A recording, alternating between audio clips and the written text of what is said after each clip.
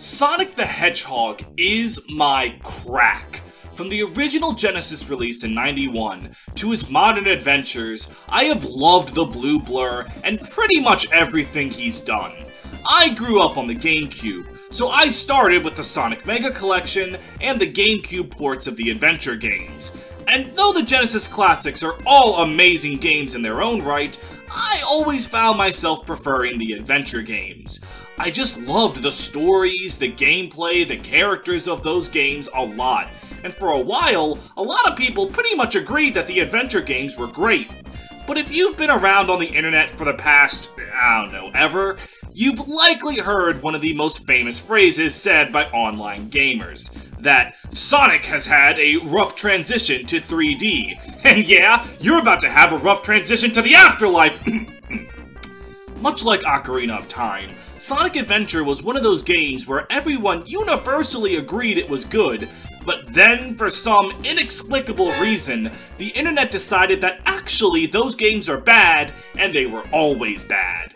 Well, today, I wanted to take a look back at the classic, because I think it's worth remembering that Sonic Adventure was a good game. The game opens with a cutscene showing the events of the game's climax, with the citizens of Station Square living their normal lives until some kind of water monster comes and destroys the city.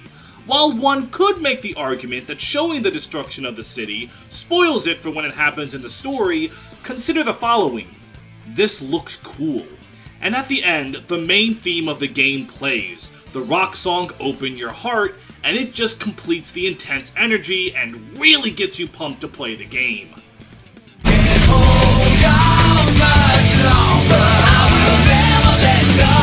It's one of the most iconic openings in gaming and definitely worth mentioning. And after that, we get an equally iconic title screen.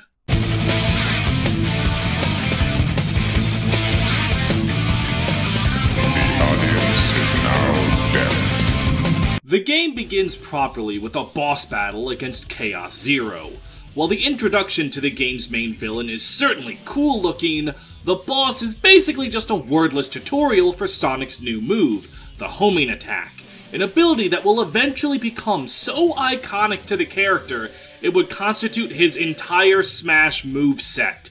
After that, you begin the first proper stage, Emerald Coast. The beach serves as a fantastic first level. There are plenty of moments of speed that Sonic is known for, but it also has a lot of wide open spaces for players to get used to how Sonic controls. Speaking of, he does control very well. His jumps feel good, his momentum builds up appropriately, and the spin dash is super fun to zoom around with. The first stage has everything you need. Low difficulty to ease players into the gameplay, tons of goodies lying around in secret for more alert players to go and pick up, a giant killer whale threatening to destroy you, all the staples of a first level. I have no complaints. This is just a damn good level. And for completing the stage, you're given an emblem, something that's not really relevant for a casual playthrough, but I'll explain a bit later. After that, you're encouraged to go looking around the adventure field. Rather than beating the level and then moving on to the next level, now you manually go to those levels in a set of 3 hub worlds. The adventure fields hold a variety of upgrades, some being optional and some required, emblems, and Chao eggs. I prefer a system like Sonic Adventure 2 where you just go to the next level when you finish, but the adventure fields are perfectly fine. They also have the Chao Garden, which again I'll get into later, but for the purpose of the plot, you just need to take the train from Station Square to Mystic Ruins, which, like, imagining Sonic just on a normal train is still so funny to me years later. The next proper objective is a boss battle against Eggman, in the Egg Hornet. This is one of those bosses where you just have to wait around for him to do the thing that makes him vulnerable. Yes, I will fire at him 1 barrage of missiles, and then dive bomb at him. Ah, damn it, that didn't work. Okay, think, Eggman, think. I know, I'll fire 2 barrages of missiles, and then I'll dive bomb him. Surely he won't expect it this time. Ah, damn it, that didn't work. Okay, hold on. Genius plan. 1 barrage, 2 barrage, and no one expects the 3rd barrage. And then the dive bomb. Oh, damn it! After that, you have the second stage of the game, Windy Valley, and the first half is really cool. You've got a homing attack chain for a little power-up, running all over the wind itself, and you get sucked into a giant tornado and do platforming in it. Man, from a killer whale to a natural disaster, Sonic Adventure does not pull any punches in doing cool shit with its levels.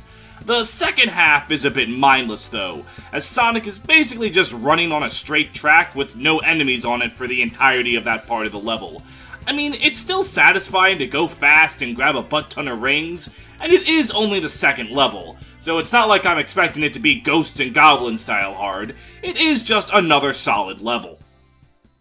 After that stage, you do some exploring in the adventure field and do the only logical thing you could think to do, and dive right into the sewers. Sadly, there are no mutant turtles here, but there is the Lightspeed Dash power-up.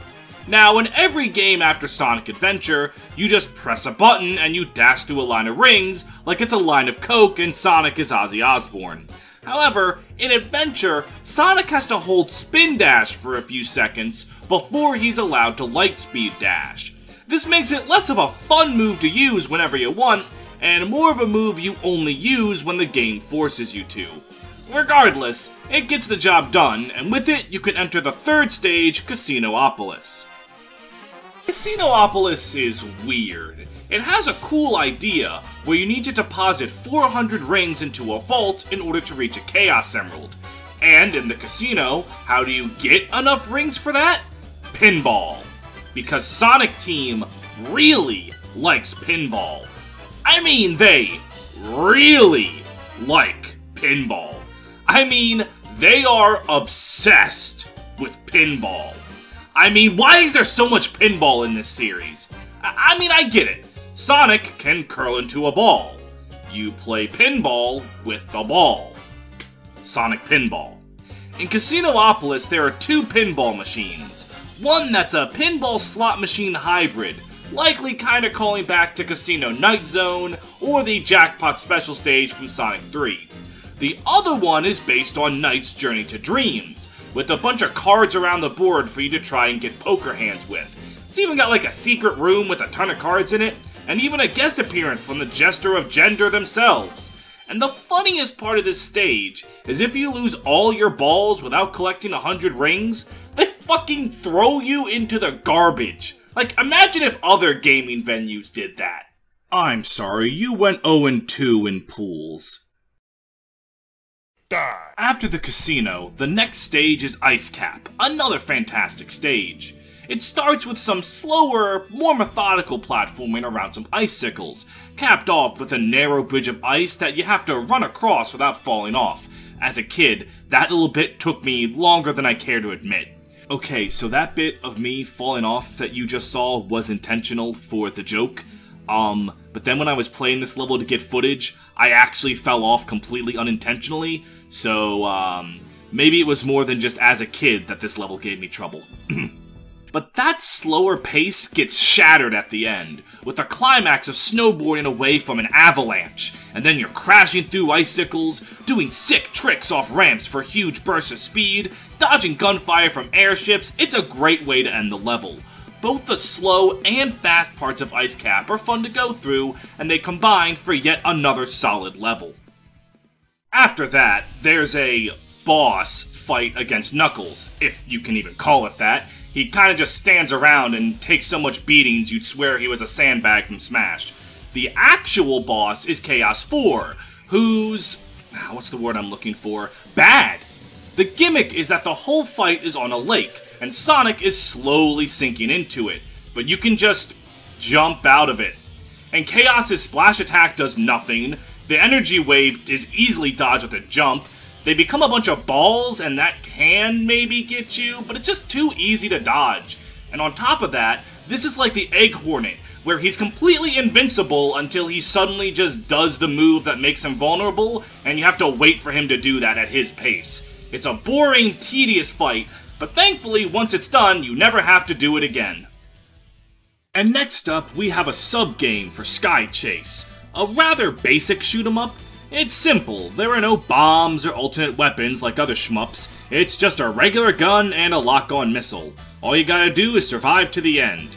There is an extra emblem in it for you if you can get a high score, so there is incentive to get good at shooting enemies down, but for the casual player, you're really never in any danger.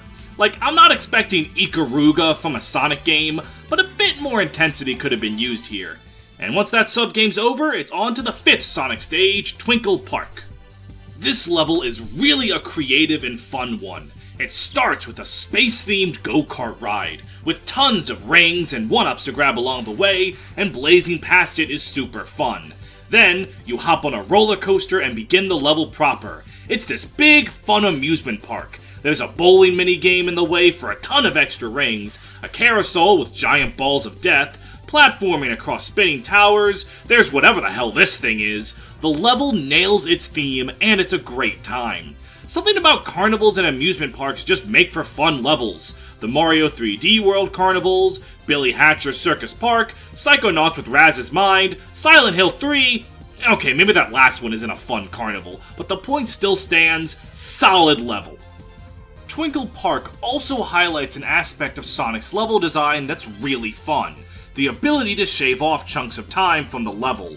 In the start of the second part of the level, the roller coaster drops you off, but an observant player might notice a platform just before it does. If you hold back as Sonic is ejected from the coaster, you can jump to that platform and skip a huge part of the level.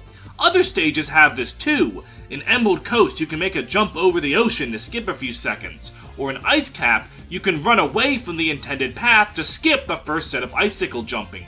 The levels are designed with the intent that you find shortcuts to go faster, and it's always satisfying to find a new skip you didn't know you could pull off. Yeah, this seems like a developer-intended level skip. After the park, it's an immediate jump to the Highway, Speed Highway to be specific, another amazing level. There's plenty of moments of speed as you dash through the worst designed road I have ever seen, and I'm from Maryland. I have seen plenty of shitty roads. We have some cool wall running, fighting off the police, and more shortcuts to skip sections of the level if you're paying attention. The midway point has Sonic running down a skyscraper, in the second most awesome instance of that happening in a game. Sorry, Kingdom Hearts clears. And he's dodging helicopters and beams that I can never dodge, no matter how many times I play this game. And then, night turns to day, and you dash across the city in the morning, dodging more cops and the horrors of traffic. Yet again, it's a fun Sonic stage that balances speed with cool set pieces and shortcuts to produce a memorable level. After that, it's off to the adventure field to pick up the Ancient Light power-up. Hands down, the most useless power-up in the game. It lets you speed dash through enemies. Sounds cool, there's never a point you're going to need to use this outside the mandatory monkey guarding the Red Mountain. Speaking of, Red Mountain is, guess what, another amazing stage. It begins with you ascending the aforementioned Red Mountain, dodging spiked balls, lava geysers, avoiding skeletons, ziplining across the canyon, soaring up with rockets, climbing over lava. It's a super fun first half, even if Tails can be a nuisance.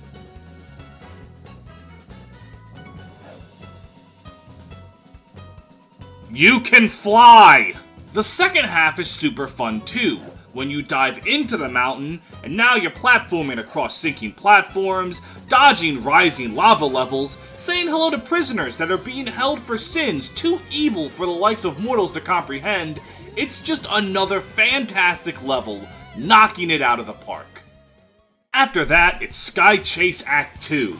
It's definitely better than the first, with a ton more stuff to shoot, and more things that actually stand a chance of killing you. It even ends with a boss fight against the giant laser of the egg carrier. It's not really that difficult at all, but it is a fun little change of pace before Sonic's 8th level, Skydeck. This is one of the more intense Sonic levels that he has, as you have precarious jumps over instant death pits, lasers trying to destroy the very ground that you're standing on, some homing attack platforming over, again, instant death pits, firing a rocket into a giant cannon, clinging on for dear life against the tilt of the airship. It's a super fun level that again has plenty of places to eke out some shortcuts for players able to see them. It's a fun level with fun gimmicks. You really don't need much more than that. Well, we've been playing too many stages in a row, so it's time for a boss fight. Oh, not this against Gamma. That's not a fight, it's a slaughter. The real boss is against Chaos 6, who differentiates themselves from Chaos 4 by actually being fun. Their attacks can actually hit you if you're not careful, for one, and to make them vulnerable to damage, you throw ice bombs at them that Eggman drops for some reason.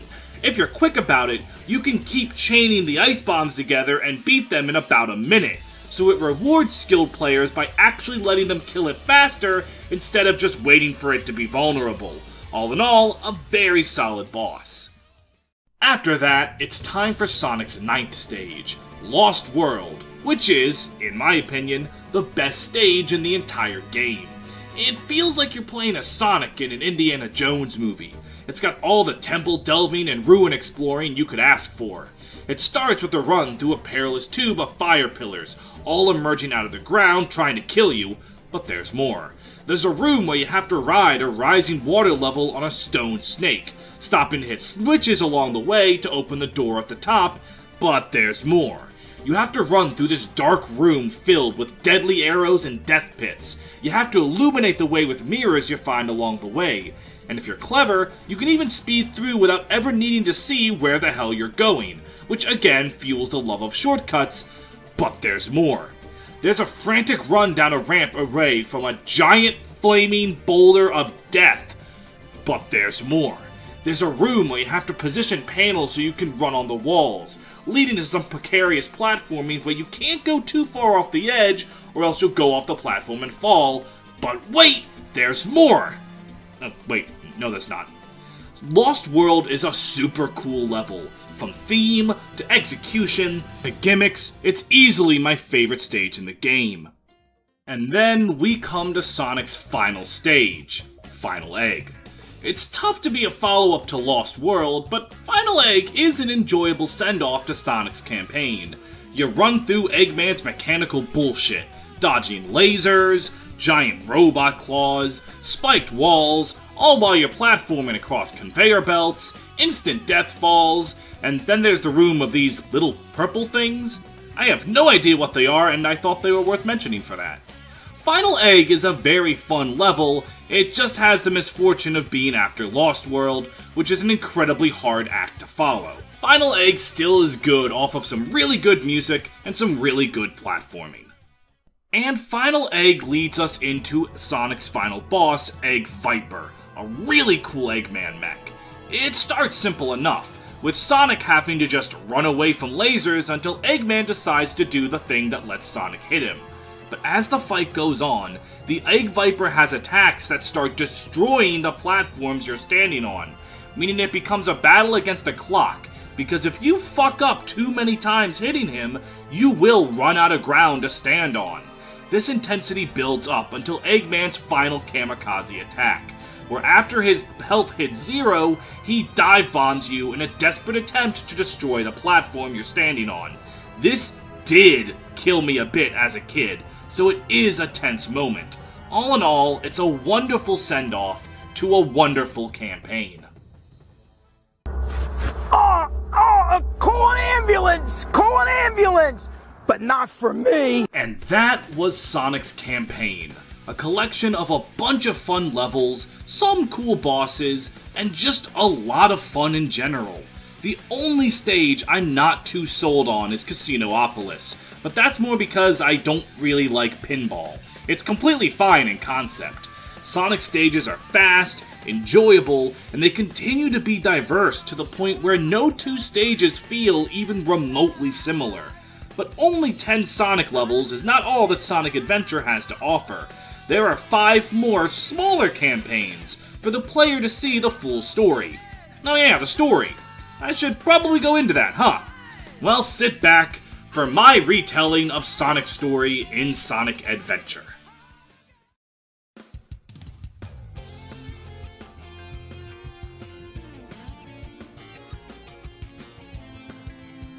The story begins with the police fighting against some kind of blob monster named Chaos Zero, and though Sonic lends a hand and fights him, Chaos manages to escape unharmed. The next day, Sonic is taking a nap by the poolside and is awoken by Tails, who is currently crash landing on a plane that isn't the trusty Tornado from Sonic 2. Tails explains he's trying to make a Chaos Emerald powered plane, but he hasn't quite ironed out the kinks and wants to go to his workshop to finish up designing it, and it's there they get intercepted by Eggman. He steals Tails' Chaos Emerald and throws it into Chaos Zero, transforming it into Chaos 1, and revealing they're in cahoots to give Chaos all the emeralds, as some ancient tablet from some ancient civilization said Chaos 7 is an invincible monster. So the race is on, as Sonic and Tails set out to get the emeralds before Eggman and Chaos can, hence why Sonic's 2nd through 4th stages are about getting the Chaos Emeralds. However, thanks to Knuckles getting tricked into fighting with Eggman, Eggman gets 4 Chaos Emeralds and creates Chaos 4, and then reveals his latest invention, the Egg Carrier. It's a really, really big airship, decked out with weapons and robots. It's basically Eggman flexing on everyone with its size and power. Sonic and Tails hop on the Tornado to go fight it, but the carrier is way too strong and shoots them out of the sky, separating Sonic and Tails, and starting the legendary tradition of Sonic's graceful falls, is how we'll put it. While separated, Sonic runs into Amy, who is currently being chased by a robot named Zero, the world's worst Dead by Daylight killer, who somehow manages to catch her anyway and take her to the egg carrier.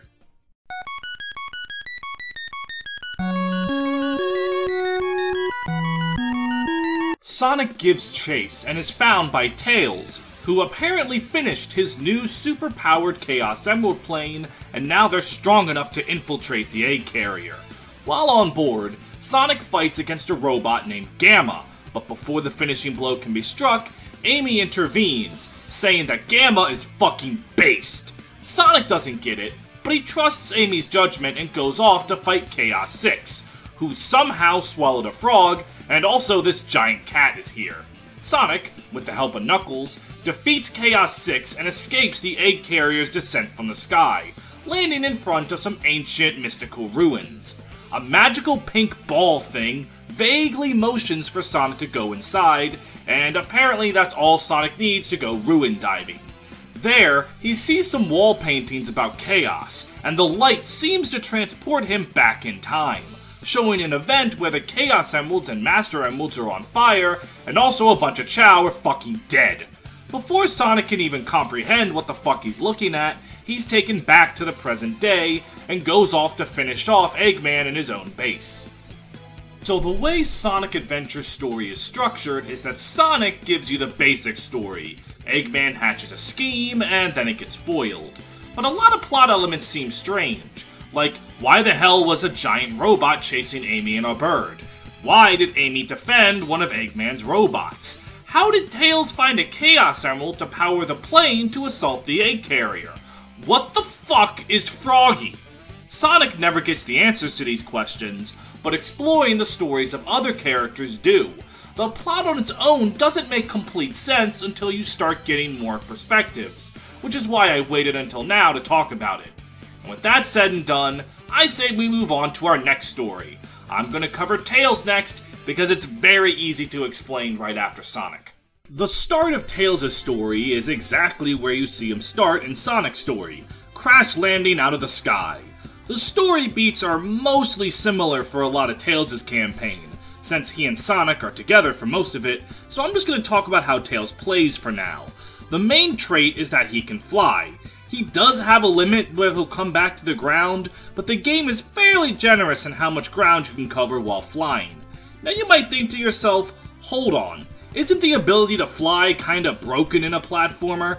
And you would be completely correct. And after a refight with the incredibly engaging Egg Hornet, we'll hop into Windy Valley to show you what I mean.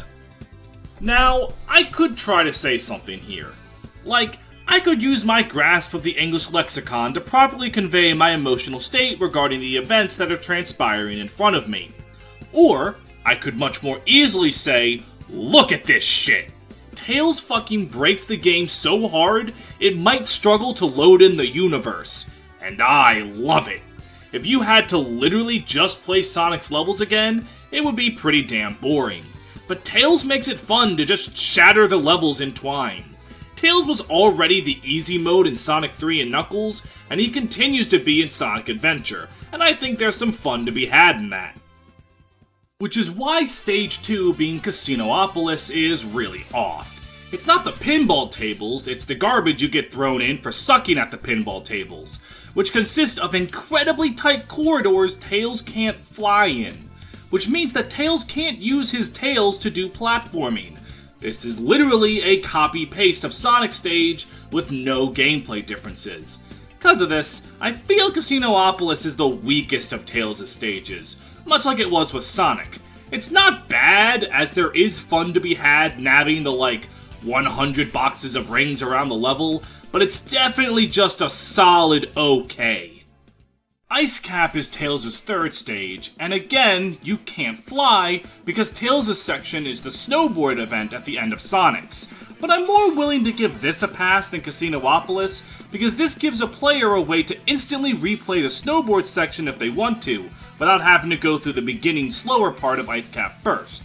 And since you and Sonic are the same speed, this is the only place where you could actually lose the race to him. Oh yeah, all of Tails' levels are races to the end goal. I didn't mention it until now because, that's never really a problem. Except for here in Ice Cap, where you could actually lose to Sonic. Maybe. Probably not, but it's still the fun part of the snowboarding section, so I think it's okay.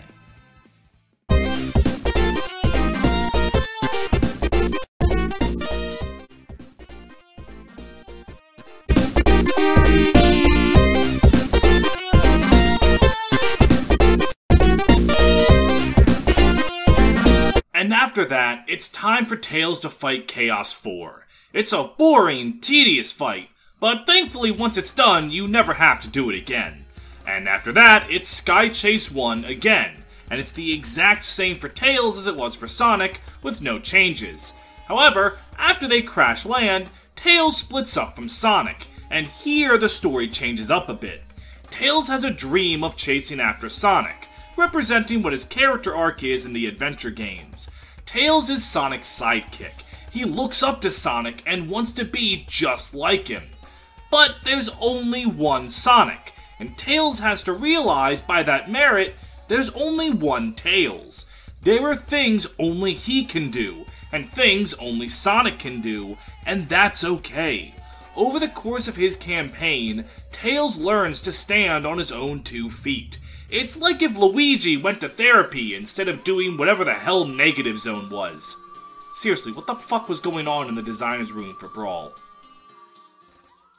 Tails' next stage is another sub-game, Sand Hill, a sandboarding stage down a long slope. It's impossible to lose, but the challenge comes from getting a good score so you can nab an extra emblem. There are goalposts littered throughout that you want to go through in order to rack up a combo, and if you go too long without going through one, you drop the combo. So while it's easy to complete the basic mission and get the first emblem, the second one requires you to basically go through the whole level without dropping your combo once. And given how many rocks are lying around specifically to fuck you up, it's fun and satisfying when you finally get it right. Tails also gets his time travel segment here, where he gets the power-up that lets him infinitely spin his tail attack on the ground. A mostly useless, but still pretty nice pickup. He doesn't learn too much from the past, only the words that appear to be a prophecy about the power of heart and unifying the chaos. Surely it's just religious mumbo-jumbo that doesn't matter to the story at all. Once Tails returns to the present, we get a quick Big the Cat jump scare, and then Tails gets the Chaos Emerald that Froggy had swallowed, explaining how he got one for Sky Chase Act 2.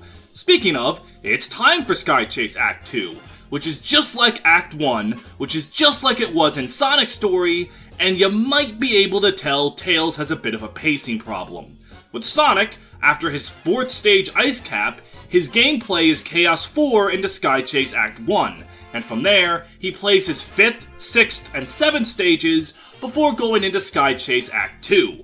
With Tails, after his third stage Ice Cap, his gameplay is Chaos 4 into the sub-game Sky Chase 1, into the sub-game Sand Hill, into the sub-game Sky Chase Act 2.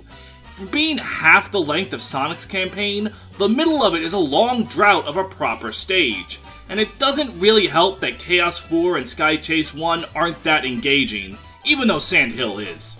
In my opinion, Tails really did need Sand Hill to be a proper stage. I don't know, maybe Lost World or something, because as it is, the middle of Tails' campaign can be a little bit of a slog. Thankfully, Skydeck for Tails lets him break the game again, and it really shows here more than it did in Windy Hill. You're almost competing with yourself more than Sonic, to see how much ground you don't have to stand on, finding the exact way you can break it and how hard you can break it, and it's again very fun. Considering how Sonic had to struggle across this stage through the tubes, instant death, and lasers and all that crap, seeing Tails just not give a flying fuck about anything makes this for a very fun stage. And this is where Tails' story differentiates itself from Sonic's yet again, as Tails takes Amy and safely leaves the ship from its explosion, and Eggman has decided on his backup plan. He has a giant missile he's going to use to blow up Station Square, which is hilarious to me because that means his flowchart reads as follows: use Ancient God. If that doesn't work, use Giant Floating Airship. If that doesn't work, fucking nuke the place, I guess, I don't know.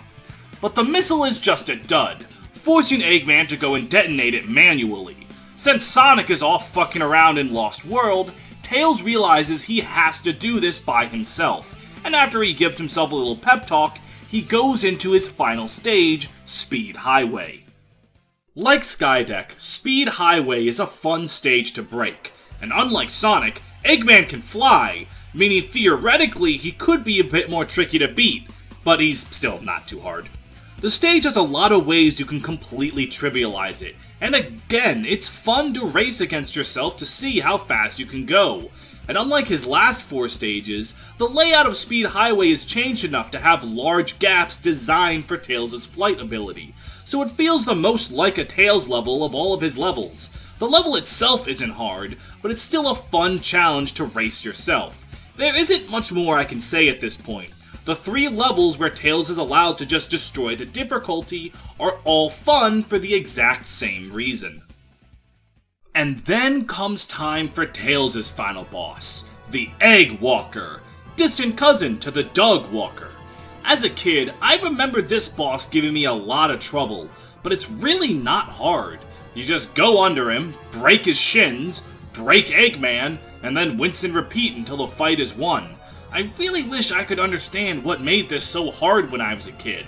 Maybe I encountered a bug in his AI where he doesn't do challenging attacks? Maybe the PC port changed the boss from the GameCube version?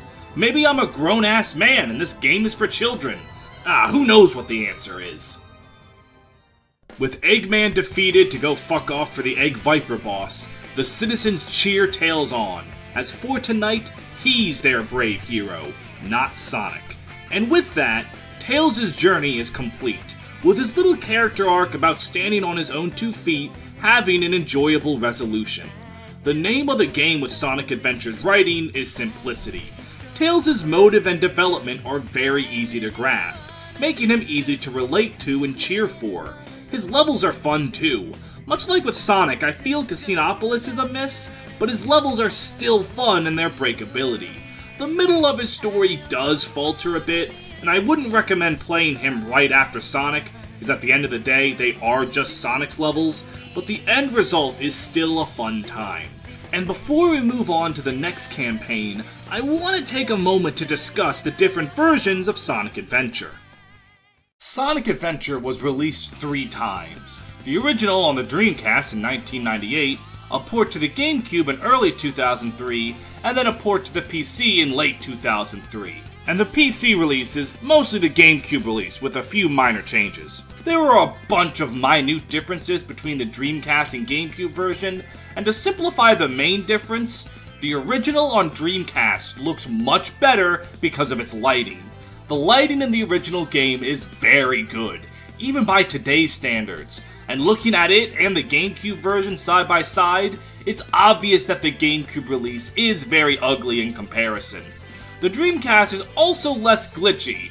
I mean, it still has some clips out of bounds. I don't think a 3D platformer exists that doesn't, but DX has a few more glitches due to its collision being altered in some places. In return, the GameCube version got some gameplay improvements, better frame rate, the ability to skip cutscenes, an improved Chao Garden, a special mission mode, and some completionist rewards. And to me, that's a fair trade that makes me prefer the GameCube version. Now, there is a very valid opinion that a port that came out 5 years after the original should just be superior in every single way. You shouldn't have to deal with a buggier or uglier game to get gameplay upgrades, and that is completely valid. It might just be because I started with the GameCube version, but I'm not bothered by it being uglier than the Dreamcast original. I will admit the lighting, and thus the atmosphere and graphics, are gutted, but I don't think it matters too much here. I 100% would get behind the argument if this was a different kind of game. I'm one of those people that got angry that the Silent Hill re-releases reduced the fog.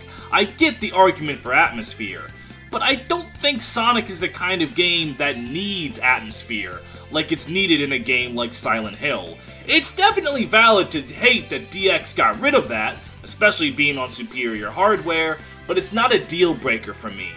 And the other thing is, people remark that DX is a buggier game than the original, and that is true, but pretty much most of the unique bugs to DX are things like you gotta bring a specific statue to this specific place, put it down, jump all over it, and you can clip out of bounds. Personally, I think if a game's glitches require something no player would logically do unless they were glitch hunting, it's not really that big of a deal to me.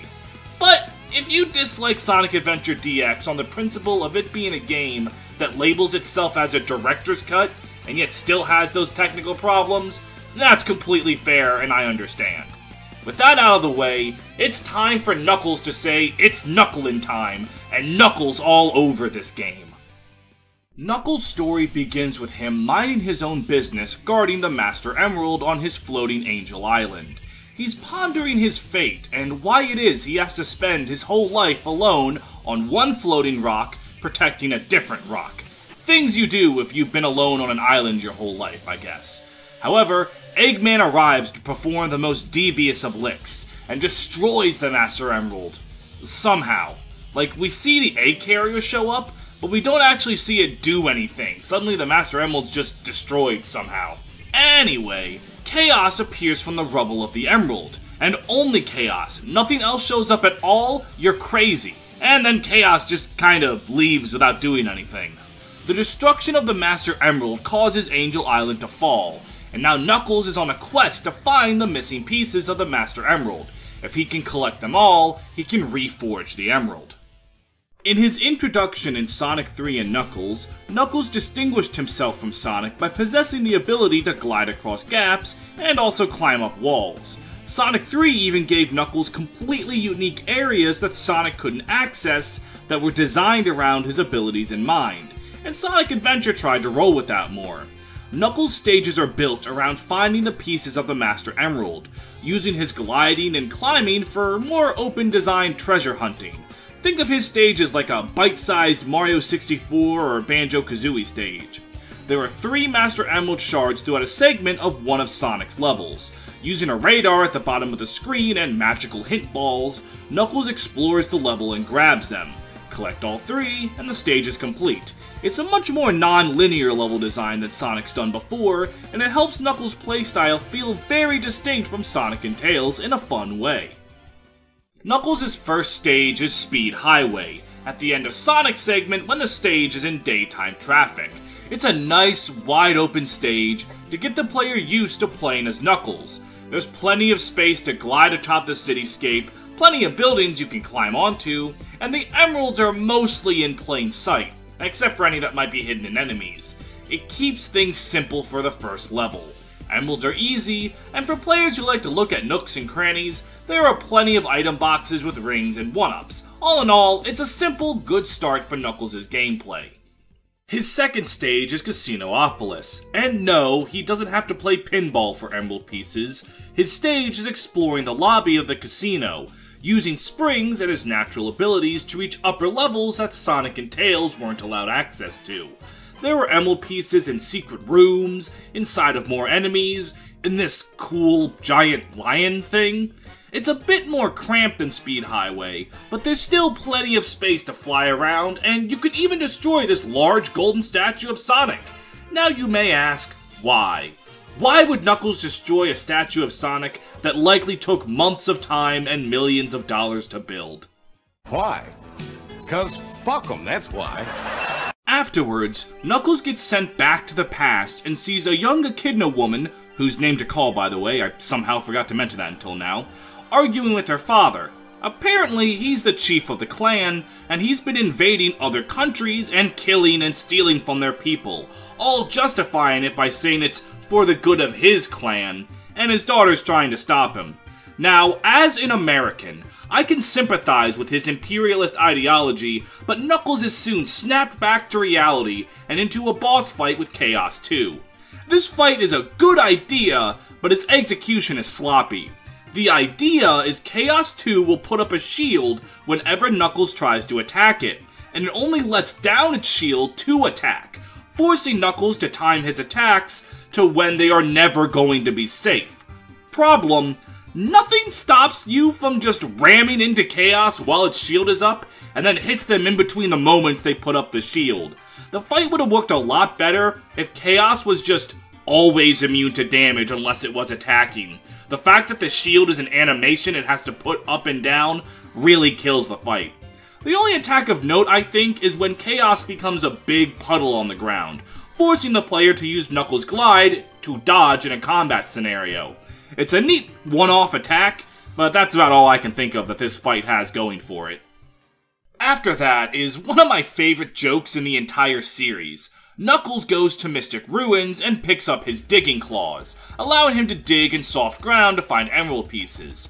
In the tutorial for it, Knuckles is trapped in a room guarded by a robot monkey. Knuckles digs up the monkey destruction switch, but pressing it does nothing. So instead, Knuckles fucking chucks the switch at the monkey and destroys it. How's that for creative problem solving?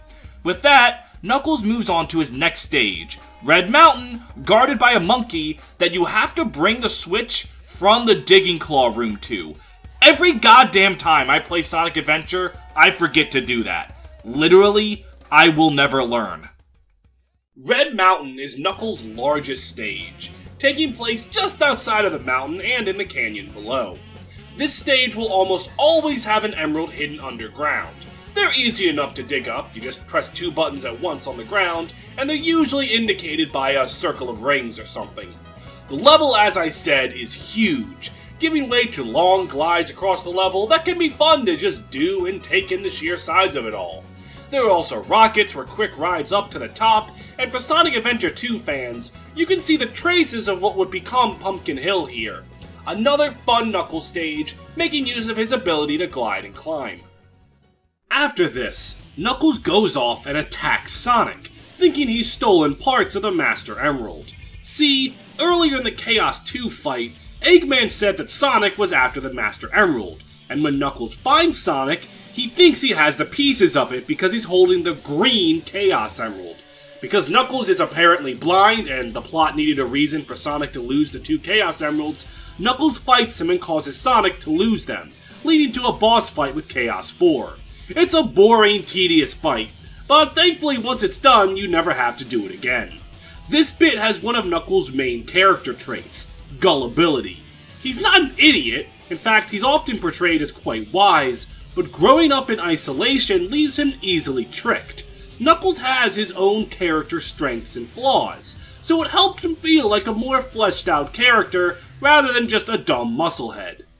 It's then the scene where Eggman flexes on them with his egg carrier, but Knuckles just looks at it and goes, "Yeah, that sounds like a Sonic problem," and then goes off to look for more emerald pieces. After a brief bit of exploring in the hub world for keys, Knuckles enters his 4th stage, Lost World. Now for Sonic, it's my favorite stage in the game, and for Knuckles, it's not quite as crazy, but it's still a good stage. It's the room with the wall panels from Sonic Stage, which given that Knuckles can climb on walls, the whole gimmick of the stage is kinda moot. It's still fairly perilous though, with flame arrows, spike traps on the walls, and it being Knuckles' most cramped stage actually helps play into the difficulty a little bit. Due to its small size, it can be beaten in less than a minute, even very casually, so it can be a blink and you miss it sort of thing, but after the size of Red Mountain, I think that's fine. It's another fun stage. After Lost World, Knuckles is sent back to the past a second time, and he sees Tikal talking to the Master Emerald, letting it know her father intends to steal its power. Though Knuckles can't hear its response, the Emerald does say that it can't leave, so Tikal decides to try to talk to her father one last time. The flashback ends, and I'm sure she does a great job stopping her warmongering dad, and after seeing that exchange, Knuckles is flung back to the present. The Master Emerald somehow tells him that the last pieces are on the egg carrier, because it's a magical rock, it doesn't need an explanation. And Knuckles conveniently sees Eggman's robot Gamma nearby, so he tails him to sneak onto the egg carrier alongside him for his final stage, Skydeck. And Knuckles' final stage is kind of annoying. The gimmick is that Knuckles needs to control the tilt of the ship, using a lever at the start of the level up at the very top.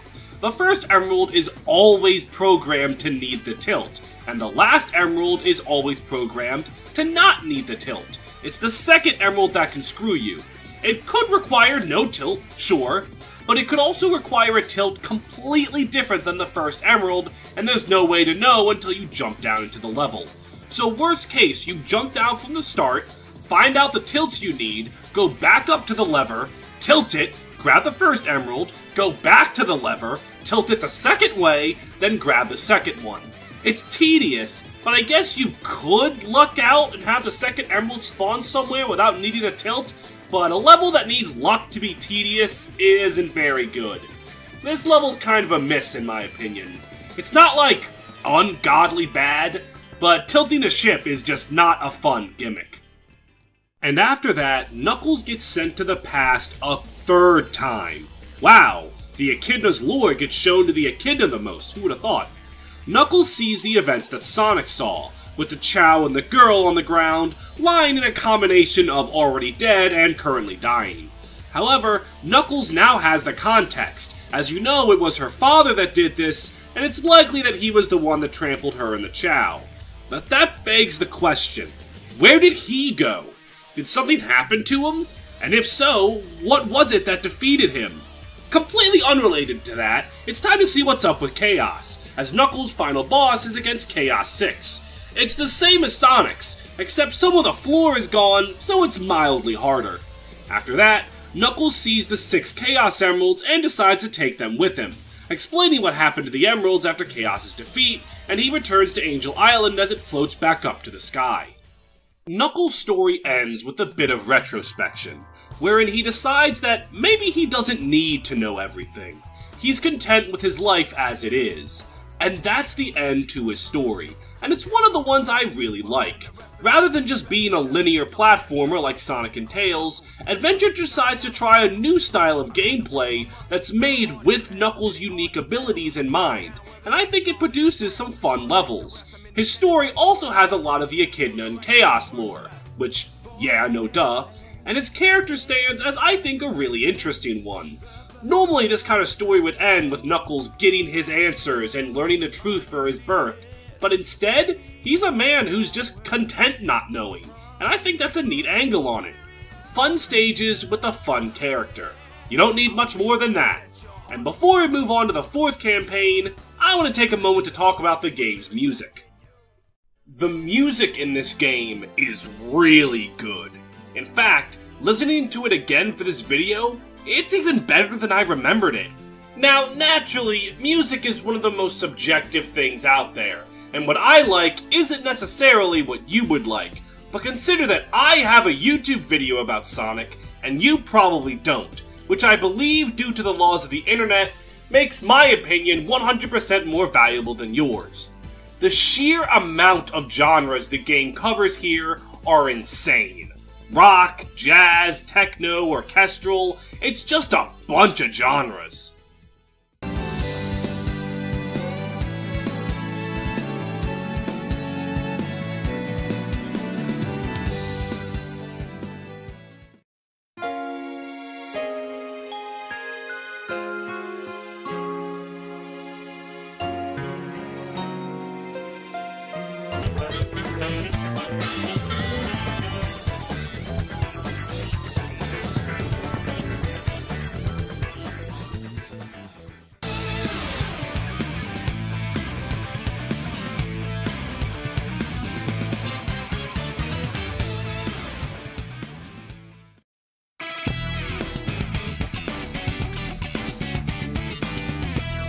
I have never been so hyped to change the game language. This diversity in genre gets helped by just how many songs are on the soundtrack. Let's use another fantastic platformer OST, Super Mario 64. Mario 64's soundtrack is considered to be cream of the crop, and I agree, it is wonderful, notching in about 34 tracks for its 15 stages in Hub World. Sonic Adventure has about 70 tracks for its 11 stages in Hub World. Every stage in Sonic has about 2 or 3 tracks made for it, keeping the diversity high and really making this soundtrack something else. Now, this isn't a dig at Mario 64, mind you. That game's soundtrack slaps harder than my father. I'm just bringing up how Sonic Adventure went above and beyond what it needed to for its soundtrack. On top of the level tracks, each character has a unique theme tied to them, with lyrics singing from the character's point of view. Yup, long before Metal Gear Rising used a sick guitar to tell us Sundown it loved killing people, and long before Guilty Gear Strive used a sick guitar to tell us Leo Whitefang has survivor's guilt and PTSD, Sonic Adventure was using a sick guitar to tell us Big the Cat really likes to fish. The character themes are all great, and do a wonderful job showing off the characters' personalities, even if the lyric choice can be a bit strange. For example, Knuckles' theme famously has the line, "Unlike Sonic, I don't chuckle," even though the literal first thing he does in the series is chuckle. Chuckle at Sonic, no less. Tails' theme is my favorite Christian rock song. Oh, I'm not kidding. Like, I know the lyrics are supposed to be about Tails' inferiority complex with Sonic, but listen to it, it sounds like he's talking about Jesus. I wanna fly high so I can reach the highest of all the heavens. Somebody will be waiting for me, so I have gotta fly higher. And would you believe me if I told you that some of Amy's lyrics were spicy? I do understand the feelings of a pudding. So cute. I had to shave it. Why would liking a boy make a girl want to shave her cat?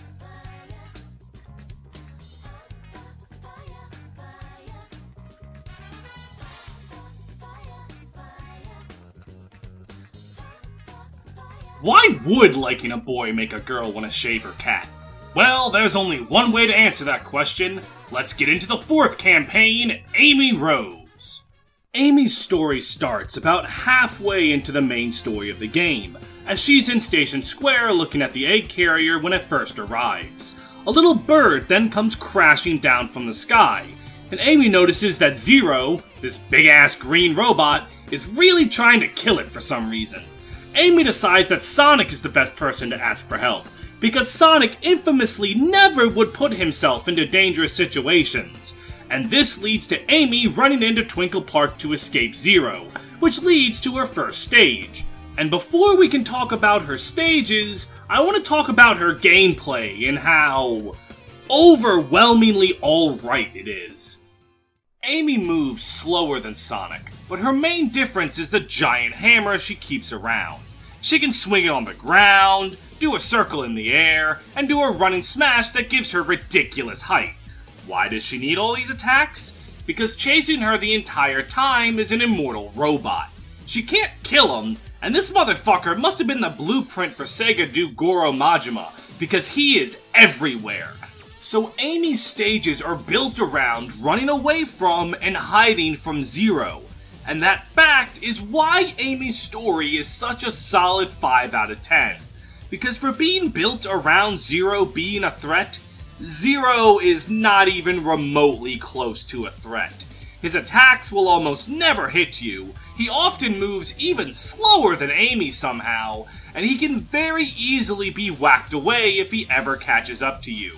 He actually does have a failsafe, where if you hit him too much, he becomes immune to damage, but I never knew that and only discovered it when I was fucking around getting footage. So goes to show you how useful that is.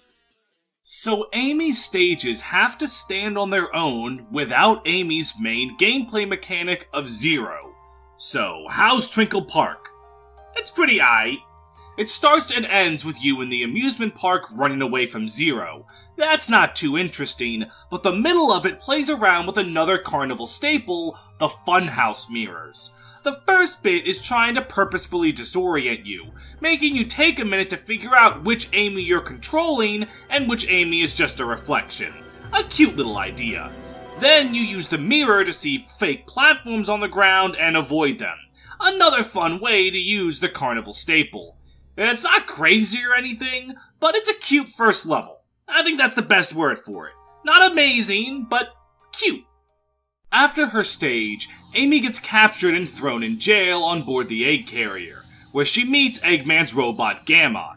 Gamma asks her for the bird, which Amy can't give him because that would drive up the age rating of the game, and she takes pity on Gamma, being programmed only to think for Eggman and seemingly possessing no love or free will of his own. And this conversation, combined with looking at the bird for a bit, causes Gamma to free Amy, telling her to flee. That's all well and good, but she has to escape the prison's deadly security system. Whack-a-mole! The fact that Eggman is petty enough to have this in the first place, let alone as a security system, is fucking hilarious to me. And now it's time for Amy's second stage, Hot Shelter. The only of the game's 11 stages Sonic doesn't go into. It's a slow, methodical kind of stage. There's some crank turning, some switch pressing, some puzzles. There's that like one bit in the middle where it's really easy to fall off and die. It's also a fucking long stage, taking about 5 to 6 minutes, but it doesn't really feel like a slog at any point. It's just a long stage. It also shows how Zero could have worked. See, there's a puzzle where you have to put colored blocks into their corresponding hole. Not difficult at all, and after the puzzle's over, Zero jumps out in what is admittedly his best entrance, and then you have to do the puzzle again, but this time with Zero attacking you. Here, Zero can actually be an annoyance and make the puzzle a bit more difficult to deal with. If he was used more as an annoyance to puzzle solving or maybe a bit of tricky platforming, I think Zero could have worked a lot better. Regardless though, the stage is just long and, like Twinkle Park, is just slightly above mediocre. After Hot Shelter, we get Amy's flashback to the past, where it shows Tikal's first meeting with the Chow. It goes down like anyone meeting an animal for the first time. The animal starts to be really scared of you, then you talk to them calmly and let them know you're not a threat, Chaos Zero is there, it's just like when I first met a puppy. After that, we learn that the bird was holding a Chaos Emerald, hence why Zero and Eggman were chasing after it the whole time. And then all the stuff with Sonic kicking Gamma's ass happens. Amy spares Gamma's life, and then she makes off the ship with Tails. And after that, rather than deal with the missile that we know Eggman was launching at this point, she decides that she wants to help find the bird's family, and she figures that Eggman's base might have something. And so she bravely storms into Final Egg. She finds, you guessed it, another A-OK level. Final Egg doesn't really have that much good, but it doesn't really have that much bad. There's an elevator segment where you press a switch and then have to fight off Zero while you wait for the elevator. A clever way to make Zero matter because it's unavoidable to deal with him, like the block puzzle. There's a segment at the end where you have to check 5 doors for the right one to finish the level.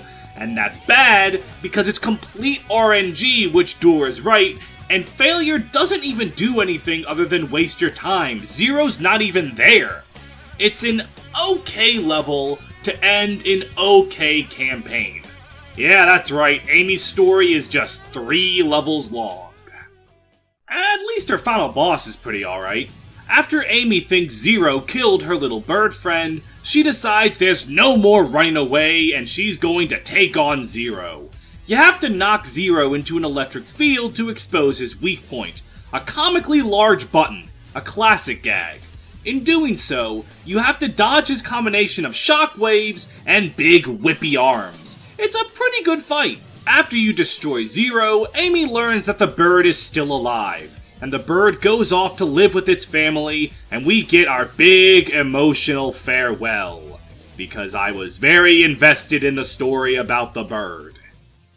Because of only being 3 levels and a boss fight long, Amy's gameplay has no time to take off. Maybe Zero could have been given more interesting moments to show up if Amy had more levels to incorporate the mechanic, but there just isn't enough here. I feel like the idea here is fine. Amy being chased by an invincible monster while she's frantically doing platforming and puzzle solving sounds like it could really work, and be distinct from Sonic in a fun way. But the mechanic sadly just ends up half-baked, and instead Amy is painfully mediocre instead of fun. And I'm not really sure what her story was trying for. I mean, it's about her standing on her own without needing Sonic, but that's exactly what Tails did, and exactly what Tails did better. Her story's just not that good either. Ah well, with her out of the way, it's time to talk about the Chao. The sweet, marketable, adorable, marketable Chao. Now, I'm not gonna go into every Chao related thing, because that would literally be over an hour long if I went into Chao evolution, Chao type, Chao death, Chao rebirth, Chao breeding, using eugenics to construct the ultimate Chaos Chao. It would take all day, so I'm gonna try to keep it brief. Inside every adventure field, there's a Chao garden you can go to in between levels and bosses. You can hatch the egg that comes in there for free, and inside is a creature known as a Chao. A fresh newborn baby, and it needs a name and food and love and attention and all that stuff. From there, you take care of it by feeding it fruit from around the garden, and by giving them the animals you collect from Eggman's robots. In the original Genesis game, every robot had a captive animal in it. In fact, that was actually the plot of Sonic 1. He was trying to save those animals. Well, Sonic Adventure says those animals weren't freed, but were put under new management. They're used as growth supplements for Chao's growth. Growth supplements for growth. I should really So, what do you do with Chao? Well, if you're playing the GameCube or PC versions, you can spend the rings you get from levels to buy cute stuff, and then you just kinda sit there and watch the Chao be cute. Watch them swim around, play with unlockable toys, mimic the animal behavior. Asking what you do with Chao is like asking what you do with Nintendogs. You just fuck around and watch the cute thing be cute. And for a lot of people, that was all they needed, as people loved Chao, so much that they still want a Chao garden back, despite Sonic Adventure 2, which came out over 20 years ago, being the last game to have one. These guys have people hooked.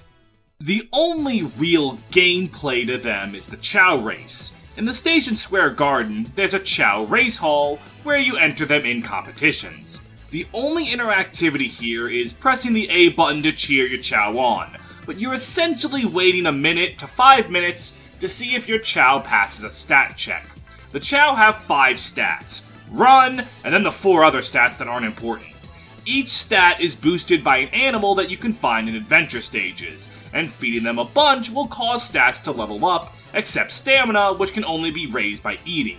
So you enter them in a race, see if they pass the vibe check, and if so, you might get a new emblem or a new toy for the Chao to play with. If they fail the vibe check, you shove more venison down their throat and try again. Simple as that. You might be able to tell by my tone and my phrasing that I'm not hooked on Chao like everyone else, and yeah, I find them kinda boring. They're definitely cute, but the non-existent gameplay just makes me uninterested. But last time I checked, game designers don't make game mechanics around what I personally want. If they did, Sly Cooper wouldn't be dead, and David Cage would be. I just don't really like laid-back stuff like this. Animal Crossing, Stardew Valley, Harvest Moon, I'm just not a fan of anything like that. But they are a lot of people's thing, so very clearly, the Chao did a whole lot right, just not a whole lot for me. The closest thing I can think of to a genuine complaint is that some characters, namely Amy and Gamma, are very clearly not designed to be in the Chao Garden.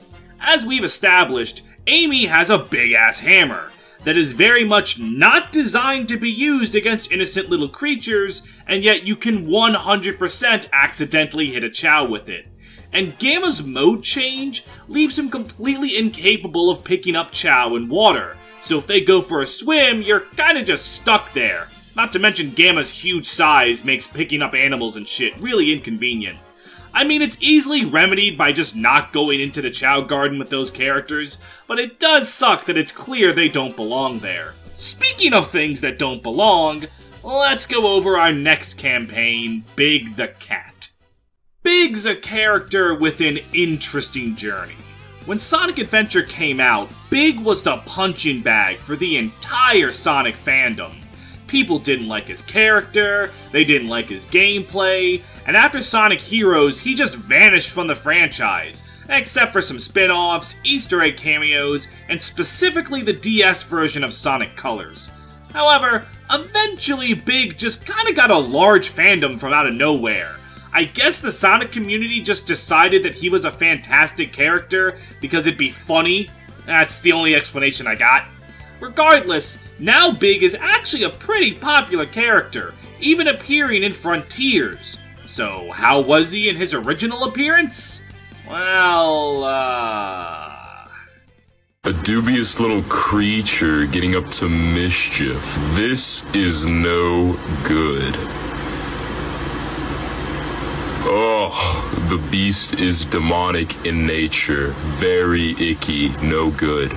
I could listen to that guy talk for hours. Anyway, Big was bad. He was really bad. Big's section is by far the worst part of the game in story and in gameplay. What's his gameplay? Fishing. You fish. You throw your line in the water, press down when a fish gets a bite, and then reel it in quickly, but not too quickly that you snap the line.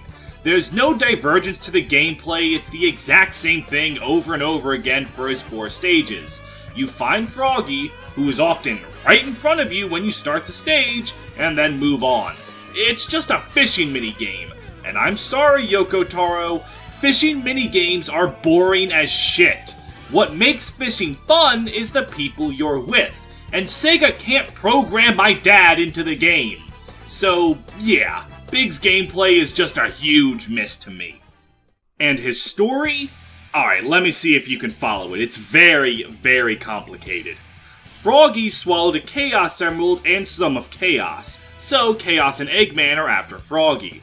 Froggy runs away to Twinkle Park, Big catches Froggy, Froggy escapes. Froggy runs away to Ice Cap, Big catches Froggy, Froggy escapes. Froggy runs away to Emerald Coast, Big catches Froggy, Froggy doesn't escape, but is stolen by Gamma. Big follows Gamma to the egg carrier, Froggy runs away to Hot Shelter, Big catches Froggy, and then he gets sent back to the past to see Tikal talk to the Master Emerald for the first time, and Froggy escapes. Big has a boss fight with Chaos 6 that's just more fishing, and then he goes home. The only thing Big's story shows is what happens to Tails' souped-up tornado. Big flies home on it, which, admittedly, credit where credit's due, that's pretty funny, and that explains where the 7th Chaos Emerald that Knuckles doesn't have is. That's it. Big really doesn't matter to anything. And how are Big's stages? Well, they almost don't matter because they can't change how Big's gameplay works. He just fishes. And water is water, so his gameplay doesn't change.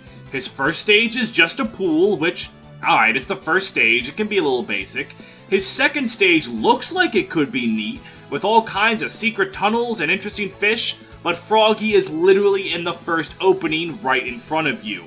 His third stage has this secret cavern with fish in it, and it doesn't matter because Froggy is right in front of you.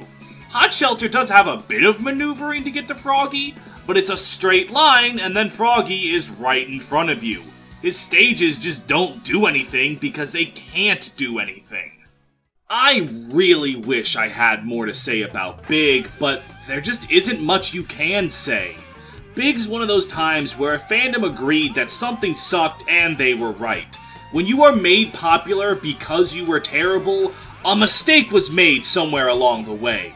His gameplay isn't fun, his story pretty much doesn't matter to anything, all he has going for him is his theme song.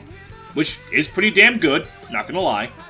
So what, after Sonic, Tails, and Knuckles, does Adventure just suck? No. Amy and Big are slow spots, but I've purposefully been saving one of the best campaigns for last. But before we get into Peak Fiction, I want to take a break to discuss emblems and missions, which should be the last side thing I need to cover. Emblems are this game's stars, or power crystals, or dragon statues. They're the collectible that you just get for completing the game stages.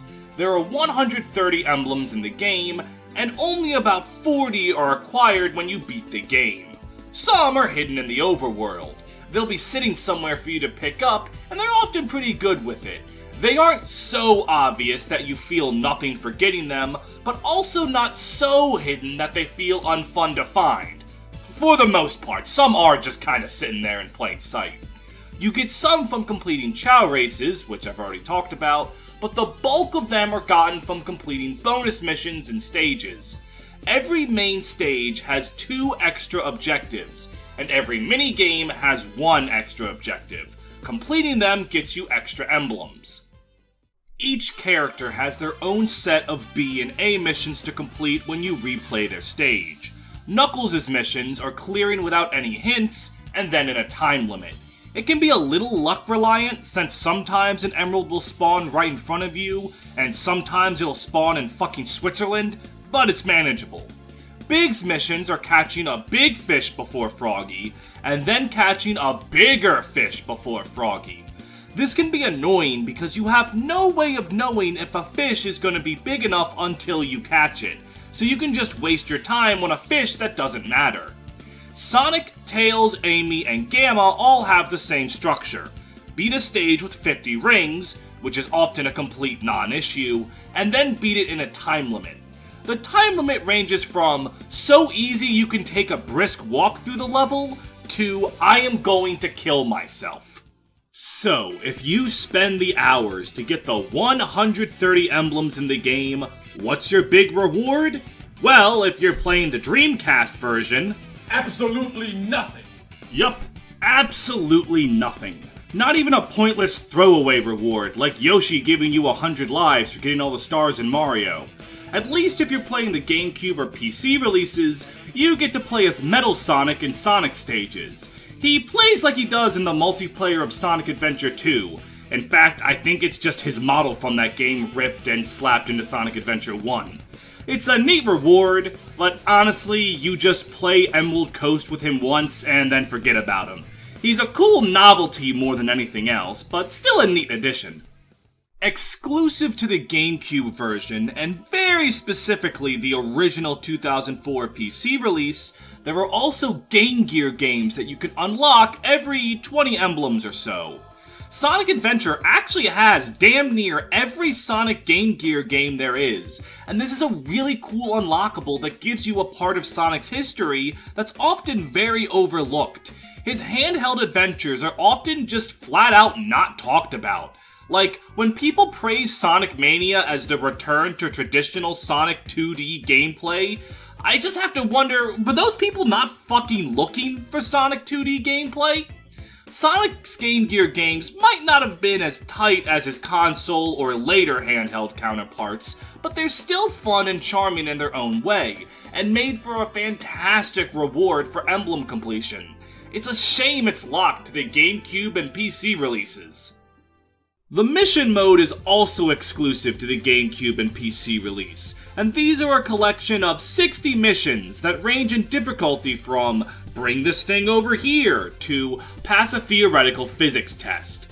They're goofy little interactions that are sometimes fun, but often just kinda boring. They do get more Game Gear games if you're playing releases that have them, but if you're playing the modern PC release, then you get jack shit for them. 100% completion in Sonic Adventure is in a weird place. It's not as fun to get as something like Banjo-Kazooie, but it's also not over-bloated like something like Crash Bandicoot 4. I would at least recommend trying for it, but it's not really worth doing without the Game Gear games. What I can recommend trying for is our final campaign. It's time for E102 Gamma. Gamma's story begins literally at his birth, as the player sees him gain consciousness for the first time. Robotnik welcomes his creation into the world, and like a mother bird throwing its young off of a cliff to teach it to fly, Eggman immediately throws Gamma into his first stage. Gamma's gameplay is neat. He has a gun that you hold down the fire button for to target as much stuff as you can in one blast. The greater the combo, the more seconds you get added to your clock, because unlike every other character, Gamma's clock counts down. Every stage the clock starts at 3 minutes, and you need to complete his stages without running out of time. As a kid, I think this happened to me a few times in Gamma's final stage, but really, it's not too hard to keep the timer up. As for Gamma's first stage, it's literally just target practice. You run through, shoot Tails and Knuckles dolls, and then shoot a Sonic doll to clear the stage. Much like the Whack-A-Mole game, Eggman having this is a cute bit of flavor to just show how petty of a man he is, and the stage is an easy one to get you used to Gamma's mechanics. Afterwards, Gamma is introduced to his quote, older brother, Beta, and Eggman says that he only has so much space on the egg carrier for crewmates, and decides to let them fight for the position. Why did Eggman make Gamma if he already had enough men on his crew is beyond me, but who am I to question world-renowned 300 IQ feminist Ivo Robotnik? The battle against Beta is simple. Just shoot him until he dies, and Eggman welcomes Gamma aboard. Beta's bitter that he lost though, and despite Eggman saying the loser wouldn't be allowed on the ship, he decides spare parts could be useful to have around, so he lets him on anyway. And on the ship, Gamma is given his first mission, to find the frog who has swallowed part of Chaos, and we know from Big Story that this takes him to Emerald Coast. Emerald Coast is another quick stage. There's really not a whole lot to talk about here, as you just go down what's really a long straight path, killing so many monkeys you'd swear your name was Frieza, and then you get the frog.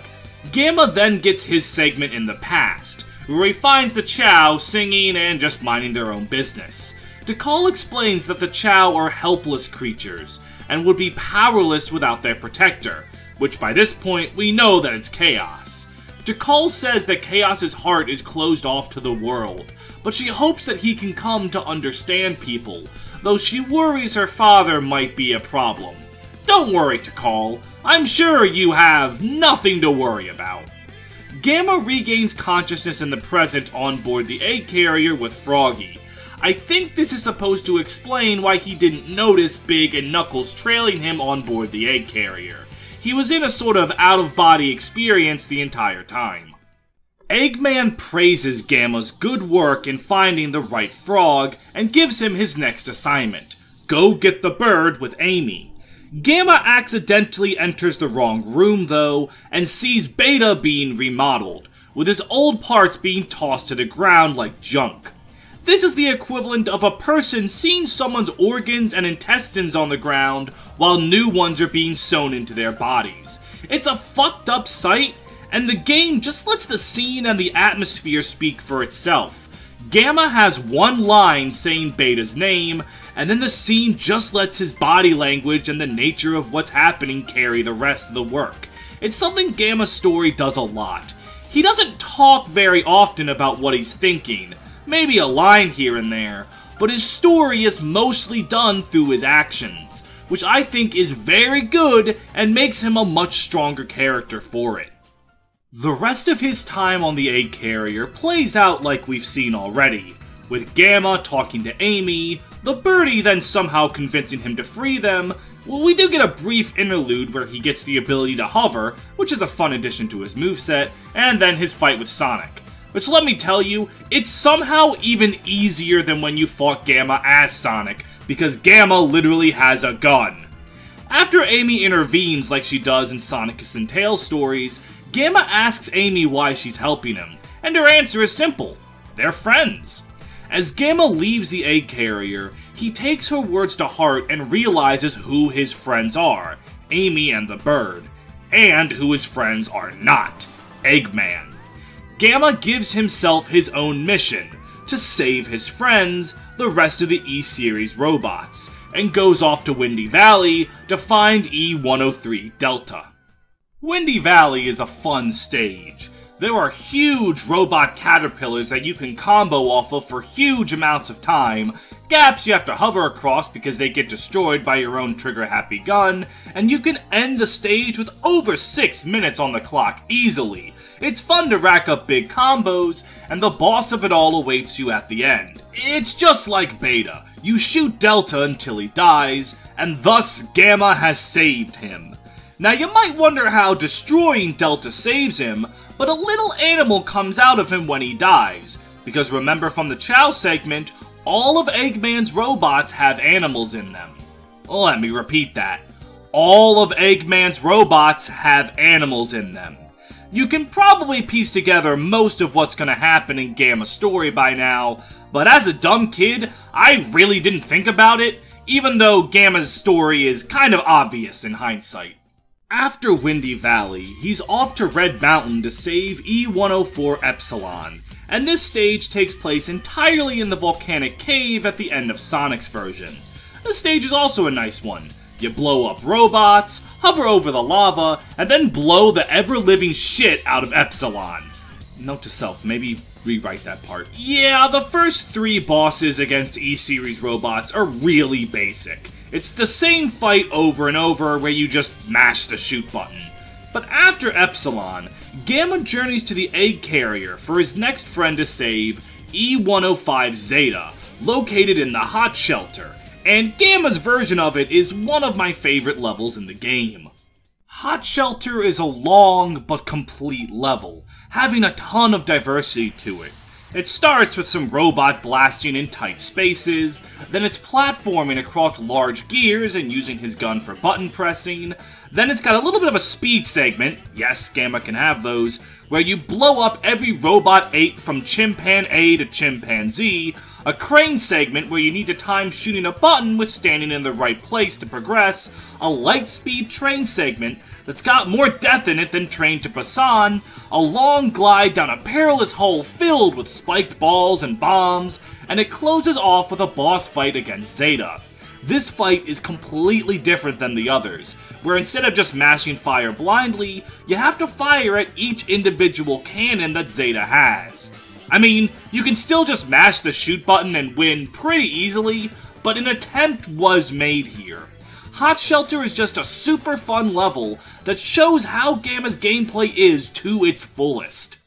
And after that, it's time for Gamma to square off against his brother, souped up, remodeled, and ready to kill.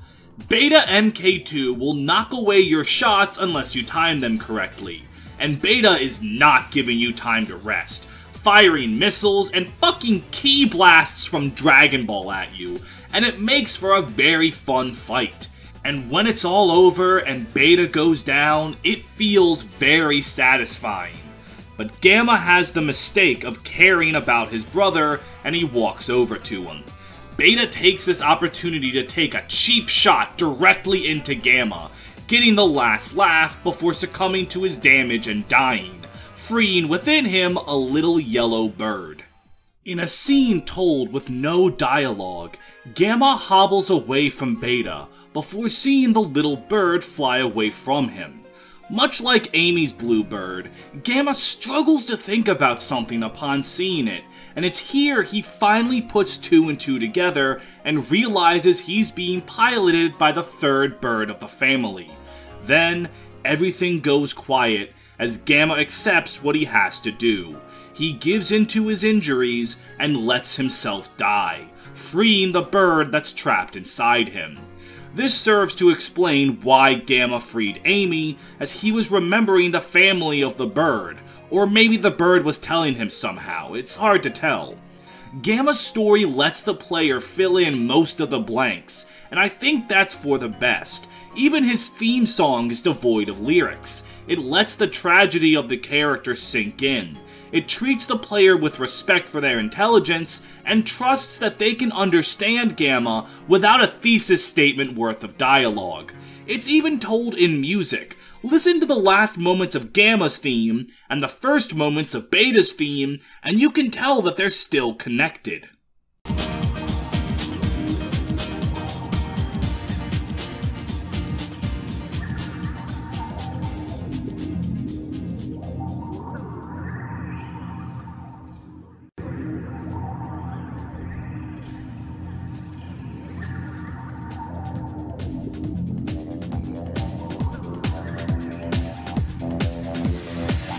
Now, the source for what I'm about to say is my ass, but Gamma's death is probably the first case of main character death a lot of people saw. Oh, he's far from the first main character to die in a video game. Final Fantasy had basically made that its trademark by this point, what with Tella, Galuf, and Aerith, but that was mostly in RPGs, which were and still are a niche genre. The average gamer was playing games like Mario 64, Ocarina of Time, Crash Bandicoot, older Sonic games, and here Sonic Adventure is killing off a main playable character, and that made him stick with a lot of people. And unlike Shadow the Hedgehog or other characters that die in Sonic, Gamma stays dead. Except for the times where he didn't stay dead. So he still has an impact on the series nearly 25 years later. Gamma's simplicity, combined with how his character is told largely without dialogue, makes for a very good campaign. My second favorite in the game, and one that really shows how Sonic's more story-centric approach in the platformer genre was a gamble that could really pay off. And with Gamma's story done, it's time for our final campaign. Floating Gold ? The final campaign isn't really a campaign as much as it is just the final boss and all the plot stuff that happens before it. Angel Island falls again, which Knuckles remarks makes no sense given that the Master Emerald's back to normal. Eggman then shows up on Angel Island, who's trying to warn Knuckles about Chaos, but it's too little too late, as Chaos Zero wipes the floor with them and swipes the 6 Chaos Emeralds. By the time Sonic arrives, time is of the essence, as Chaos just needs the emerald Big has in order to achieve perfection. So naturally, Tikal decides that now is a good time to force Sonic into a flashback. He sees the event that was built up for quite a few Tikal segments at this point, where Tikal's father tramples the Chao, as well as his own daughter, to seize the power of the emeralds. Because if history has proven anything, it's that men with power, no matter the time period or race, will just want more power. And though we don't see the slaughter of the Echidnas, we do see Chaos Zero appear in front of them, and it isn't hard to tell what he does to them for killing the Chao. Tikal then goes to the Master Emerald to beg it to stop Chaos's rampage, and then the flashback ends before we see what she does. After Tails makes a face that is just like that fucking Mort meme from Madagascar. Seriously, why does Tails make that face? He and Sonic realize they need to get the 7th Emerald before Chaos does. Unfortunately, they're too late, and Chaos achieves his perfect form, and with it, the carnage we saw in the game's opening. As I said before, some of the impact is lost when we already knew this was going to happen, but it's still a very intense montage of sheer destruction. It perfectly helps set the tone of Chaos's blind rampage. In response to this, Eggman shows up with the Egg Carrier 2, a perfect replica of the Egg Carrier that Eggman apparently just had around, despite how important defeating the Egg Carrier was to the plot. Because Eggman already ripped off the Death Star once, might as well do it again. Chaos fucking obliterates it in one shot, and I don't really get why it's here. I think it's to establish how powerful Chaos is, but was the destruction of the entire city not enough to establish that? I don't know. It's at this point that Tikal appears to Sonic to tell him that she sealed herself and Chaos in the Master Emerald 1,000 years ago, and that she needs to do it again. See, the Chaos Emeralds have amplified the negative emotions of Chaos. His anger and sorrow never left that night the Chao died. So even though he's killed the villains responsible for the attack, he can't move on from it. He's just destroying everything without feeling. Sonic doesn't actually listen to Tikal. He believes that sealing Chaos would just continue to leave him trapped in his own locked heart, and that they need to set him free somehow. After Sonic's friends, including the Red Bird to represent the Gammas there in spirit, gather the 7 Chaos Emeralds, Tails has a theory. He says that Chaos only used the negative emotions to gain power from the Emeralds. He says Sonic can use positive emotions to gain power from them, and that they can be used to fight Chaos. With the love of his friends and the faith of the people of Station Square, who I guess are all wearing scuba gear somewhere, Sonic uses the power of the Chaos Emeralds to go super. That's right, baby! This was a power of friendship story the whole time! Perfect Chaos is hands down the best boss fight in the entire game. I mean, the set piece of fighting a giant water kaiju in the ruins of a major city is just cool right off the bat. You play as Super Sonic, who's invincible but needs rings to stay in the form. You start with 50 rings, and if they ever run out, you instantly die. To damage Chaos, you have to reach him with enough momentum to dash through his body and blast his brain. If Sonic hasn't built up enough speed, he'll just putter out and nothing will happen. As such, Chaos's attacks can't hurt Sonic, but they can slow him down. So it's a mad dash, going slow enough that you can dodge Chaos, but fast enough to hit him. It's an amazing final boss, and my only complaint is a complete nitpick. The theme of the fight begins with Crush 40's Open Your Heart, the main theme of the game.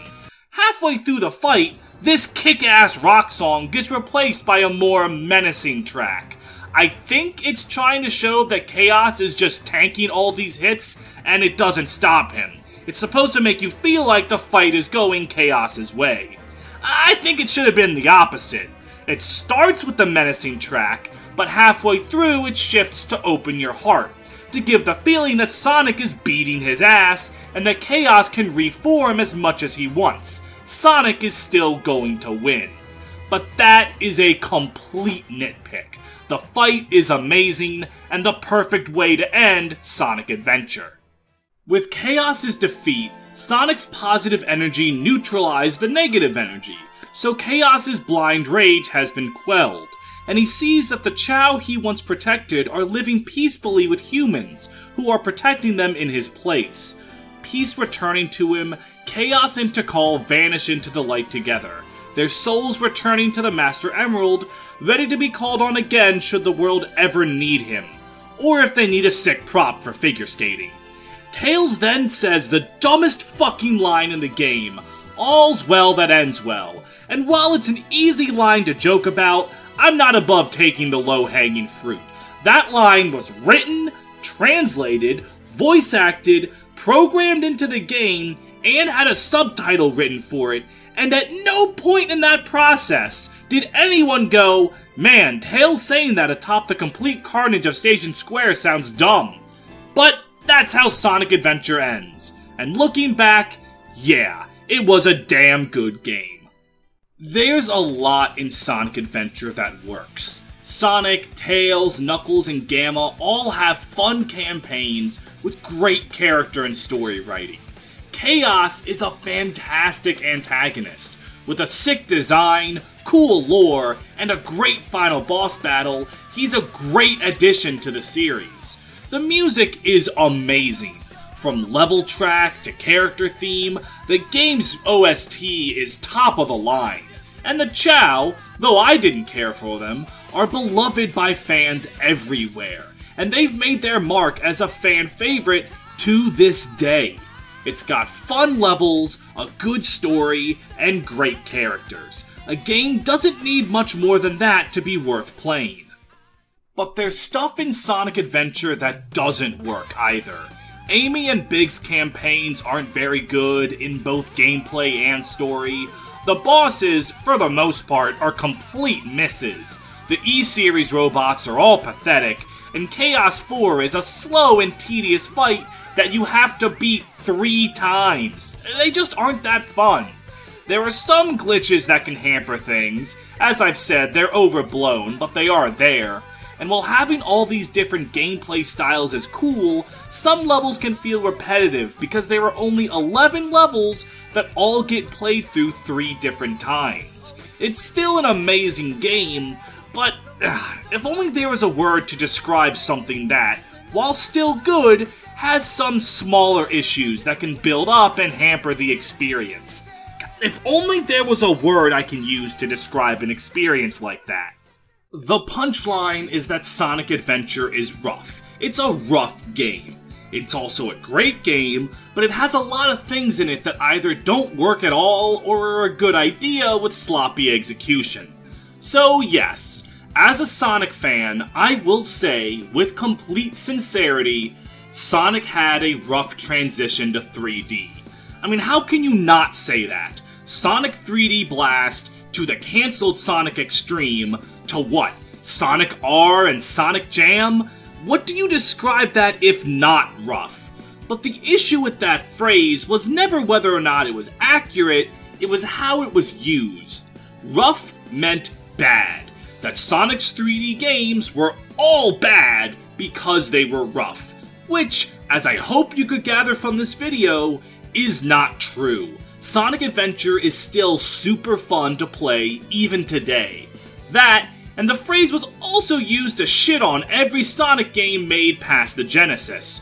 According to some people, Sonic Frontiers is Sonic transitioning to 3D, and the adventure games, Heroes, Unleashed, etc., are all just the rough steps to get there, which is a wild disservice to how great Sonic's games are. So yeah, part of this video was made out of spite for those people who love to act like Sonic has never had a good game. I'm not gonna lie, I am that petty. But most of all, this video was made because I fucking love Sonic.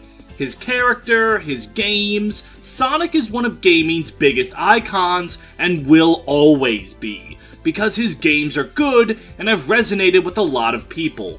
I assure you, Sonic Adventure is just as fun now as it was back then. Sonic Adventure 2 is. Sonic Heroes is. They're all amazing games. If you wanted to play Sonic Adventure now, it's on Steam for a cheap $8, and if that's too high a cost for you, wait until Gabe Newell decides poor people should get to play games too. It'll go on sale for even less. If you wanted to play the original GameCube or Dreamcast releases though, they've never seen a port that's true to their original content. So you'll have to take some radical other methods for them. However you choose to play it, I'm sure you'll find it's worth a look back. Before this video ends, I have a lot of thanks to give. First of all, for you guys who made it to the end of it. I have never done something like this before, and I'm hoping this new direction takes off because this video was a lot of fun to make. Thank you for sticking with me through this change. I would also like to thank my friend Alexa. He looked over the script, looked over the segments as I finished him. Thanks to him, this video really got done in the first place. So thank you very much, Alexa. And thank you to my buddy Guy. Don't think he didn't tag along for this too. As always, he also looked over the video and made sure that it was coming along nicely. So thank you, Guy. And I would also like to thank my patrons, including Adebayo Thompson, Andrew Crockett, Benz Again, Dr. McBackstab, Fire Emblem Lord, Great Riek, Hell on Heelys, oh Jesus Christ, Ichigo D. Camus, Jaeger, Guts, Kenpachi, Shiro, Uzumaki, Kirie, Mato, Kratos, Char, Aznable, Frederick, Sirius, Bulsara, Hakumen, the White, the Fifth. Does that mean you're the fifth of them, or you had to kill the last four to get the title? I need to know. Jespacito 2, Carol Elizabeth, Keithan, Ly17 Bolt, Nevrix the Tourmaline Project creator, Shen Lu, Steph D, Tato, the world's most unironic 8.5 tail stan, Walmart greeter, your girl Olwyn, Auntie Ginger, Brentendo11, Drew Hack, Goo Goo Gaga, Cornelia Milkers 92, Max the Knife, and Upscale Furry Trash. Thank you all for your continued support, and everyone watching, thank you so much for giving this video a chance, and I'll see you for the next one, where we are taking a look at one of my favorite pair of Squimblow Bimblows. See you then.